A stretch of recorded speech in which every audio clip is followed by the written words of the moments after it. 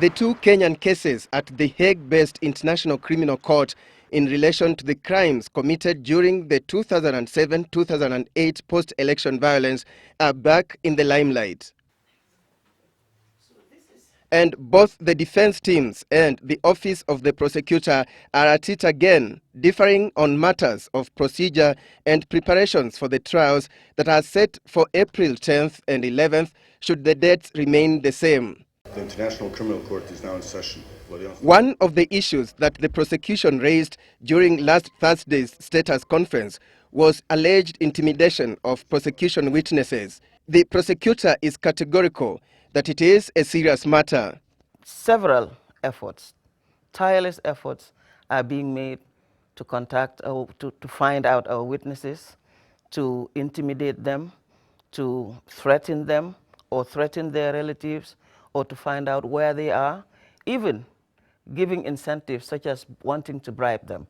So this is a real thing that is happening with the case. She says that's the reason why it may not be appropriate to disclose the identities of some of the witnesses until close to the trial dates. So I do not think that this is a problem of the prosecution.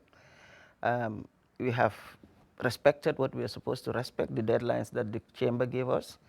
Where we are not able to, we have gone back to the chamber to request for time.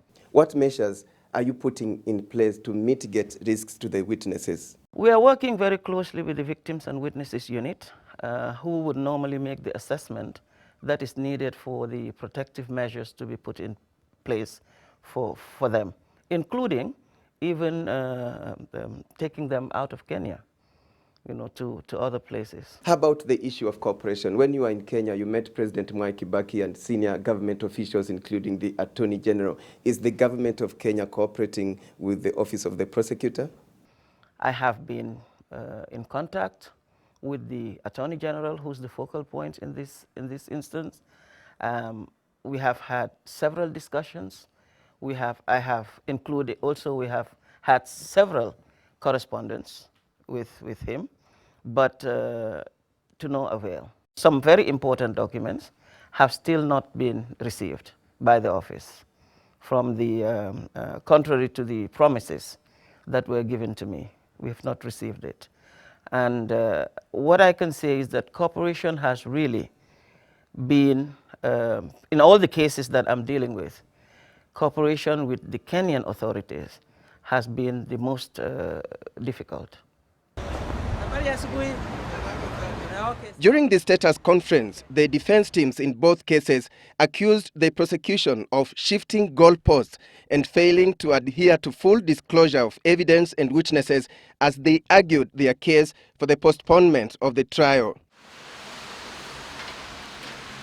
However, the prosecution says when the charges were confirmed, that did not mean that investigations stopped. It says it is normal for new evidence to crop up and the cases remain fundamentally the same.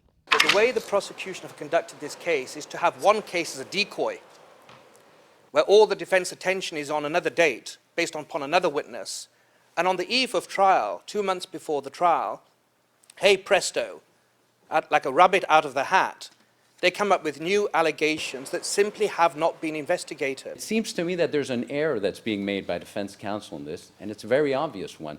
It's that there's a confusion between two elements that are quite important.